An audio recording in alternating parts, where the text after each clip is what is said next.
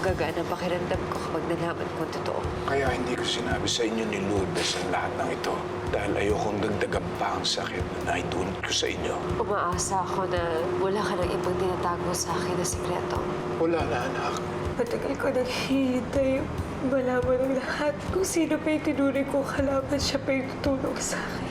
Sana maging first step to para maka-move on na tayong lahat. Still, wala akong plano mag-move on. Kailangan magbayad yung kulang yung babaeng yun. Bantayan mo ang ate mo, Jason. At baka mamaya, mali yung pinagkakatiwalaan yung tao. Pag-isipan mo, Christine, ito na yung pagkakataon para makaganti tayo sa kanya. Hindi na niya tayo mapaglalaroan dahil siya mismo hindi niya alam tayo na ang lumalaro sa kanya. Anong ginagawa mo dito? Gusto ko lang humingi ng tawad. Bigyan niyo ako ng isa pang pagkakataon. Para ano? Para saktan na naman ulit kami? Kalimutan mo lang may anak kang babae dahil kakalimutan ka na rin namin. Umalis ka na! Umalis ka! Umalis ka! Bakit tinatakpan mo yung braso mo? Anong nangyari sa'yo? Nakita ko po si Alejandra kanina sa simbahan. Nabato ko po yung kotse niya. Kailangan na nating umalis agad. Tumatakbo siya ngayon. Pag umupo siya sa posisyon niya, mas lalo ang lalakas yung loob niya manakit ng tao. May gusto ka pa bang maulit? Hihintayin mo pa bang may maulit sa atin na may maghaya sa ating dalawa? Hindi tayo alis dito. Christine, anong hindi tayo aalis? Kung gusto natin ng tahimik na buhay, may kailangan akong gawin.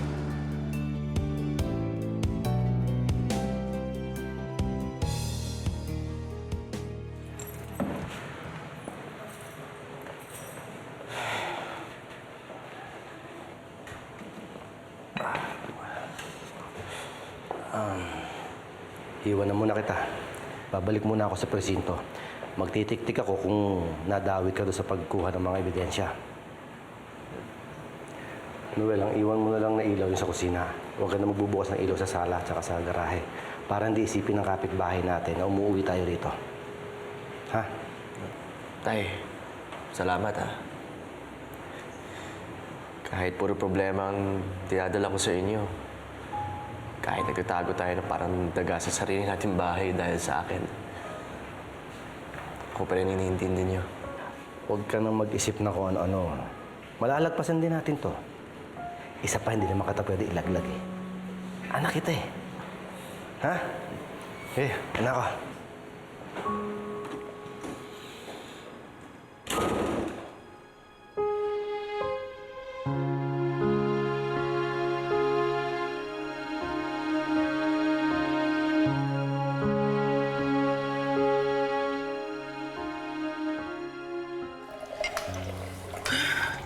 Alam mo, manang-mana sa atin niya yung malditang yon. Kung hindi lang ako napakiusapan ni Father Teddy, malamang sa juvenile maghahaponan yung Leslie yun. Pasensya na kayo ha, talagang mainit lang ang ulo ko dahil sa batang yun. By the way, Joyce, I didn't see you in my campaign activity today. Hindi ka na naman nakarating. Is everything all right, Iha? Ikaw ang nasa campaign ad ng anak ko. Kaya dapat kahit saan siya pumunta, ano man ang kanyang gawin, visible ka. Joyce, if you're not comfortable doing it, just let me know. Ma'am, wala namang problema kay Joyce na tumulong eh. I'm sure talagang nagkagulo lang ang schedule. Di ba, Han? Tama po si Lawrence, Mama. Hayaan niyo, lagi po akong babawi. Lagi na po akong sasama sa inyo sa campaign events ninyo. That's nice. Thank you.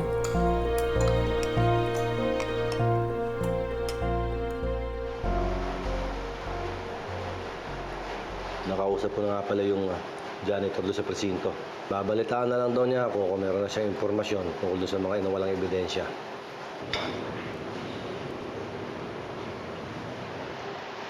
May problema ka ba? Parang ang layo ng isip mo. Tay,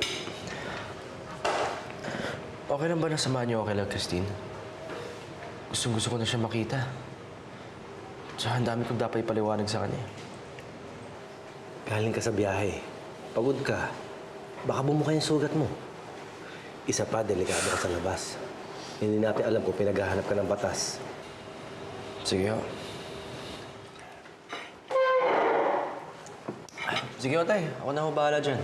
Pahinga na kayo. Sigurado ka? Sige. Mauna na ako. Sige.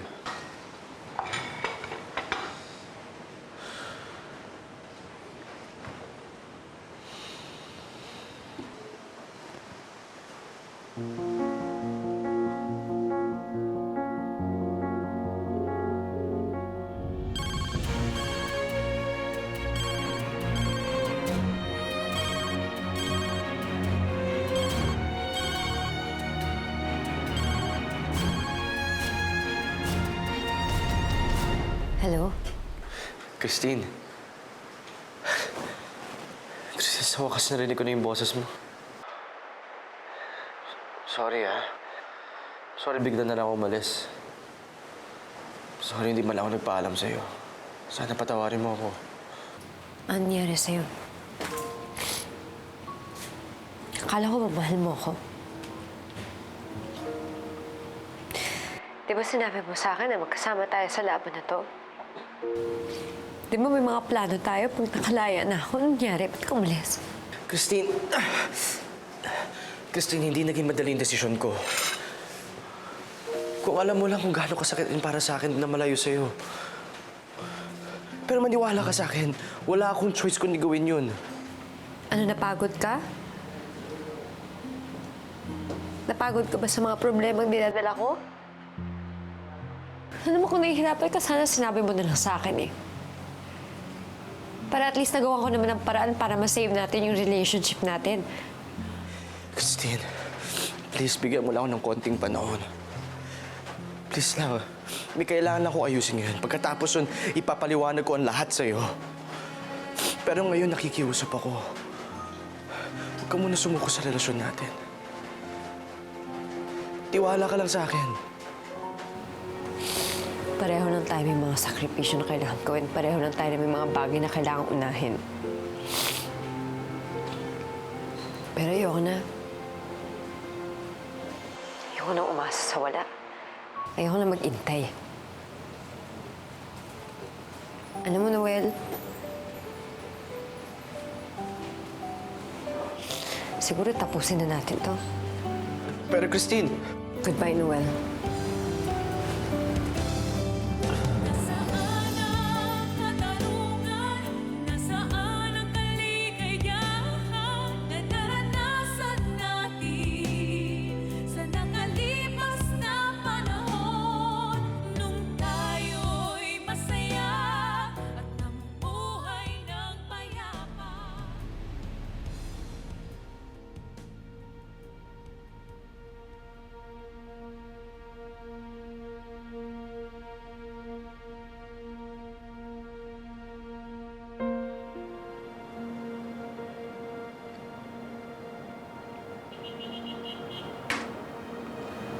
Wala kang kwenta, Ronaldo. Sinayang mo lahat ng pinaghirapan mo. Sinira mo ang pamilya mo, ang buhay mo. Wala na nagmamahal sa'yo.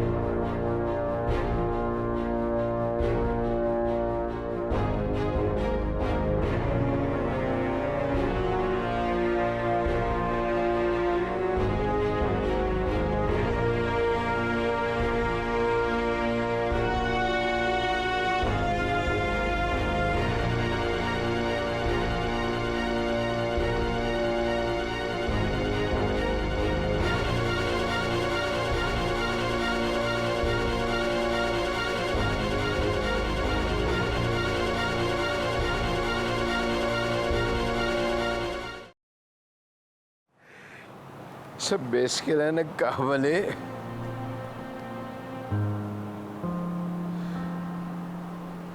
saysay ng buhay. Kung tinalikuran ka na ng mga mahal mo sa buhay.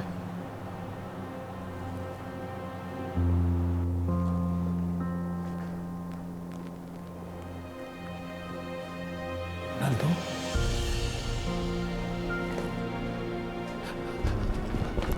Ronaldo!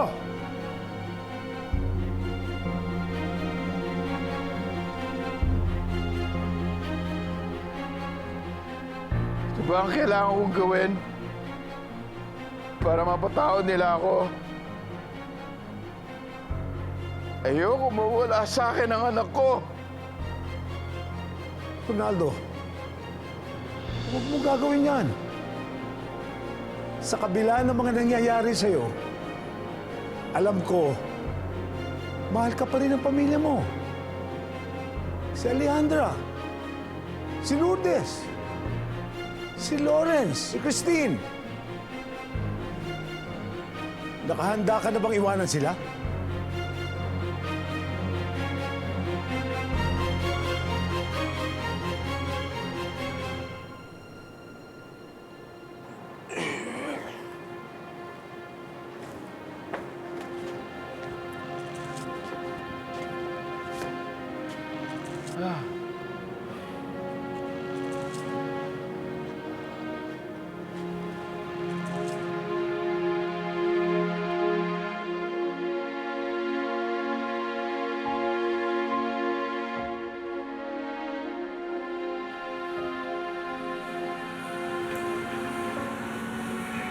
Anak, gabi na. Bakit di ka pa natutulog?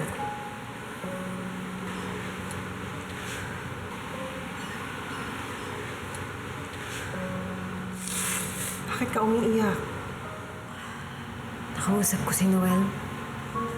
Tinanong ko kung bakit di pa rin siya nagpapakita sa akin. Ang sabi lang niya, ginagawa lang daw niya doon dahil mahal niya ako. Pero lalo lang niya ako sinasaktan na eh. Huwag ka nang magpa-apekto kay Noel, anak. Pabayaan mo na siya. Marami na tayong pinagdaanan pero nalagpasan natin lahat ng yun. Hindi natin kailangan ng mga lalaking yan. Ang kailangan natin ay ang isa't isa. Basta ako, anak, hindi kita iiwan. Ako din ay hindi kita iiwanan.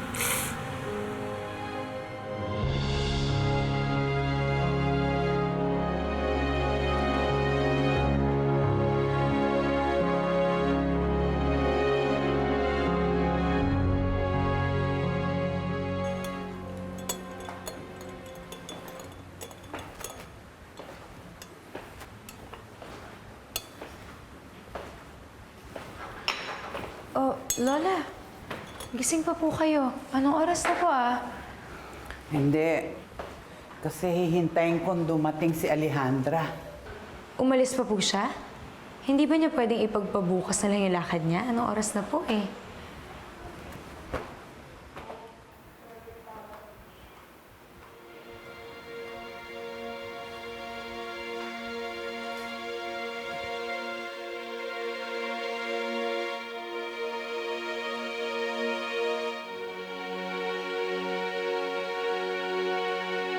Dahan-dahan ah.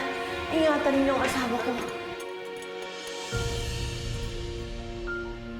Anong ginagawa niyan dito? Anong ginagawa niya dito? Pwede ba, Joyce? Bukas ko nang ipaliliwanag ang lahat ng ito. But right now, I'm just so tired and I just want to rest. Ma'am, ano ibig sabihin na to? When were you planning on telling me na welcome rin si Daddy dito? Well, now you know, Lawrence. My gosh! Don't I have the right and the liberty to do whatever I want in my own house? Kailangan ko pa bang ipaliwanag ang sarili ko sa lahat ng tao rito? Kuya, ihatid niyo na sa condo. No! Tumawag sa akin ang titong Mike mo at sinabi niyang muntik nang magpakamatay ang daddy mo. So I will stand by him as his wife. At kahit na maggalit kayong lahat, wala akong pakialam. I will do as I please. I will stand by my husband like I always have done. Iyakyat niyo na siya sa kwarto. Dahan-dahan lang. Nado, please try to Just hold on. Dahan-dahan, hindi na siya makalakad. Yung legs niya. Slowly, please.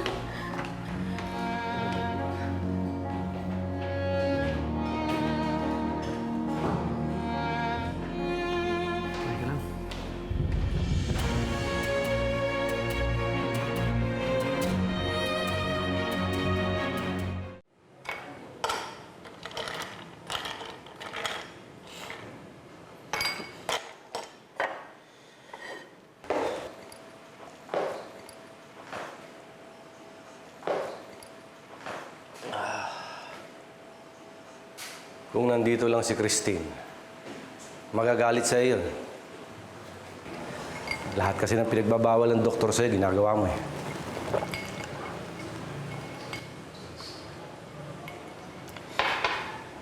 Hindi, Tay. Wala nang pakialam sa akin si Christine. Tinapos na po niya yung relasyon namin. Baka naman oras na para sabihin mo ang katotohanan kay Christine. Mula kasi nung nagsinungaling ka sa kanya, nagsunod-sunod na yung malas. Na-aksidente si Rex. Naapektuhan yung pagkakaibigan ninyo ni Gani. Tapos ngayon, si Christine naman ang mawawala. Tay, pag nalaman ni Christine yung ginawa ko, baka pagbintangan siya na kasabwat ko. Baka makulong siya ulit, edi mawawala ng saysay yung pagkamatay ni Rex.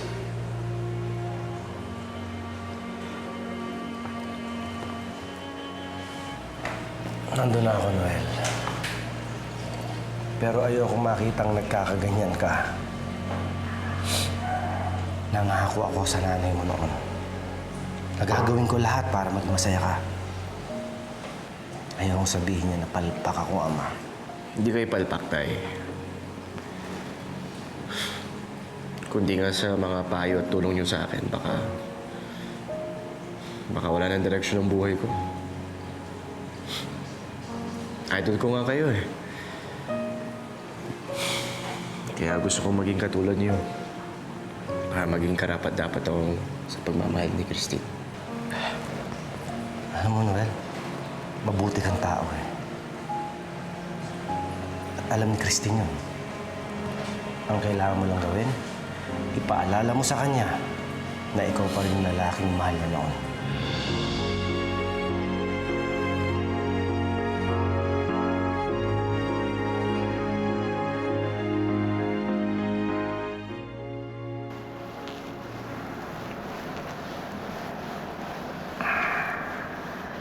Siguro gusto mo na akong mamatay, ano? Muntik na akong atakihin sa puso nung tawagan ako ni Mike kanina. Huwag mo nang uulitin yun, Ronaldo, ha? Please. Wag mo nang uulitin yun. I was so worried. Oh, nasaan na ngayon si Christine at yung kabit mo? Wala. Kasi wala naman talaga silang pakialam sa'yo eh. Di ba? Ay, nako. Salamat. Salamat, Alejandra. Salamat talaga sa akin.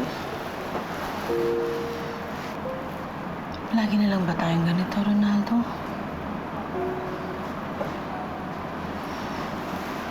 Palagi na lang akong nagbibigay ng pagmamahal. More than 30 years na akong palaging nanlilimos ng pagtingin sa'yo.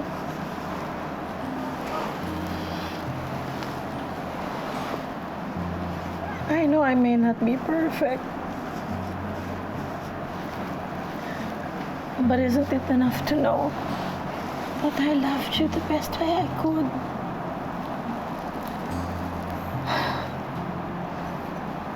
Kailan mo ba makikita yun? Kailan mo makikita?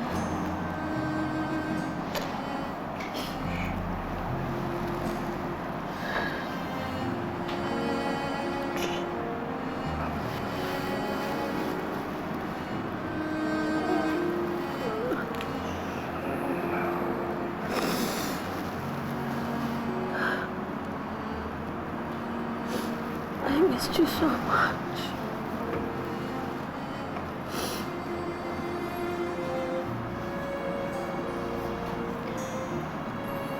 Sa kabila ng lahat ng nangyari, mahal na mahal pa rin kita.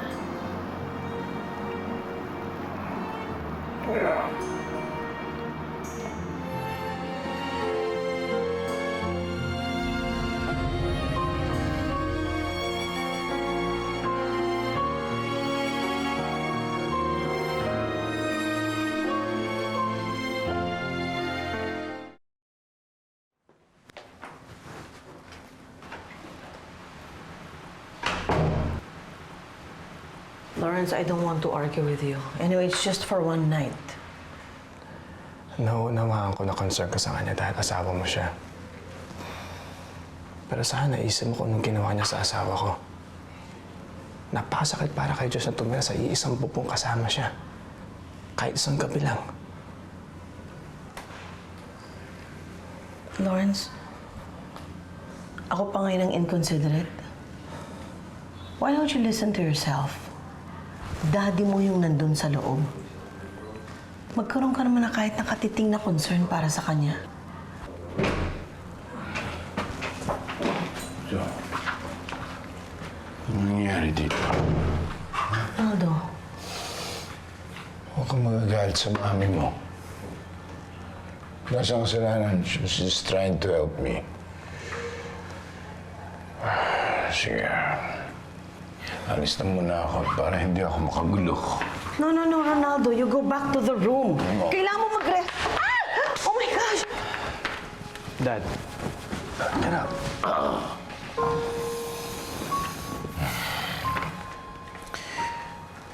Alam ko, abot langit ang galit mo sa akin.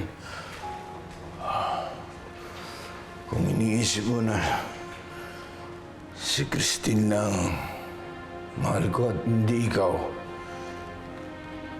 nagkakamali ka. Nagsisisi ako na pabayaan kita. Dahil sa kagustuhan kong makabawi sa ate mo. Pero gusto kong malaman mo. Gusto kong malaman mo. Mahal kita, anak. Mahal kita.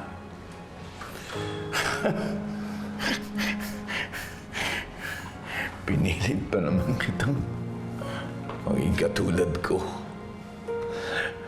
O buti na lang hindi nangyari yun.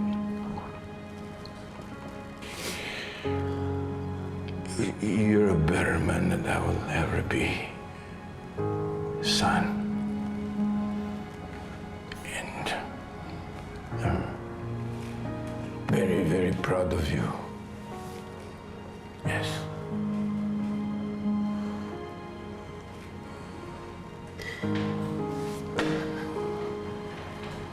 Oh.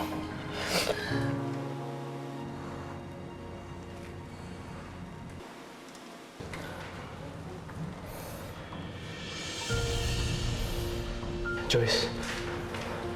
Joyce.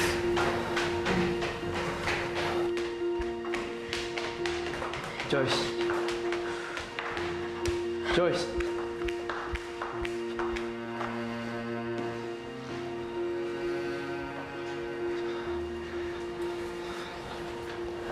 Joyce, pasensya na.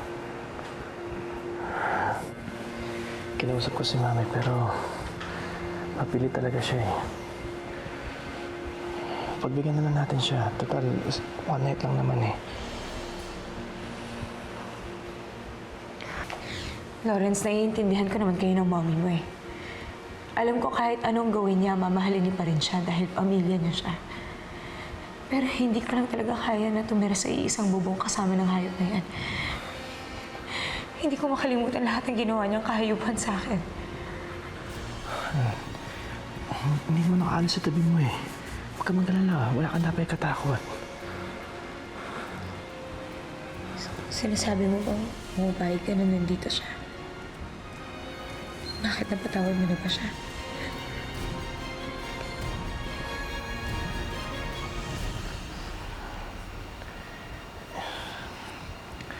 Hindi naman sa ganun.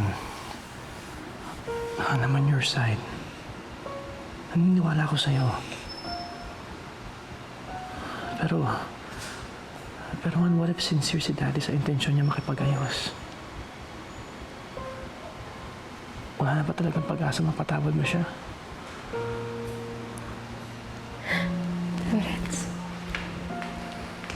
Lawrence, alam mo naman na mahal kita.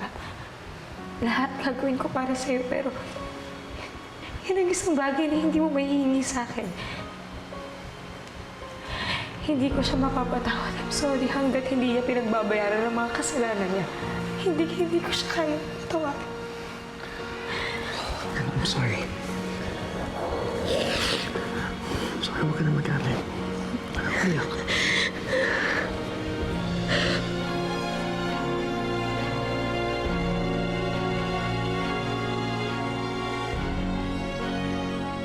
Iha, I know you're still upset about what I did. Pero may asawa ka na rin. Kaya sana maintindihan mo na hindi ko naman basta-basta matatalikuran si Ronaldo. Sana tuloy-tuloy na itong pagsi-ceasefire nating dalawa, ha? And actually, we should start supporting one another. After all, kailangan pa rin naman kita sa buhay ko. Sigurado ba kayong safe na ako makita ng mga tao? Okay na, anak. Ngayon tapos na mga problema ko, mas makakapag-focus na ako sa amin ni Christine. Gagawin ko ang lahat para balikan na ako ng girlfriend ko. Alam niya bang pupunta ka? Sorry, Kuya Noel, pero wala dito si ate. Nag-date kasi sila ni Kuya Gani. Paano kaya natin ituloy ito? Bakit di mo na makontrol ang sarili mo? Makakagawa ka na naman ikapapahamak mo. Gani, kakausapin ko lang naman si Alejandra. What do you expect to accomplish? Parang hindi mo kilala si Alejandra Castillo. Bakit naman nag-iba pa kayo ng table? Alam kong nagtatampo ka sa ginawa ko. Ikaw naman, humingi na ng paumanhin ng anak ko. Nagpapatigas ka pa. Partner, kailangan ba talagang pumunta tayo ron? Kasama ni Alejandra, si Lawrence at si Joyce. Baka naman simulan nito ng gulo. Ikaw, anong ginagawa mo dito? Kapal ang mukha mo? Mama, anong ginagawa mo dito? Alam mo, kahit napaliguan mo pa ang sarili mo ng pabango, aalingasaw pa rin ang amoy ng ampalaya because you're so bitter. Let's go, Joyce. Huwag mong sasaktan ang pamilya ko. Ikaw? Joyce! Ang kapal na mukha mo! Ang kapal na mukha mo, pahiyain si Mama! Pasensya ka na kanina, ha. Sinampal kita. Kinailangan ko kasi gawin yun para hindi makahalata si Alejandra. Christine? Christine!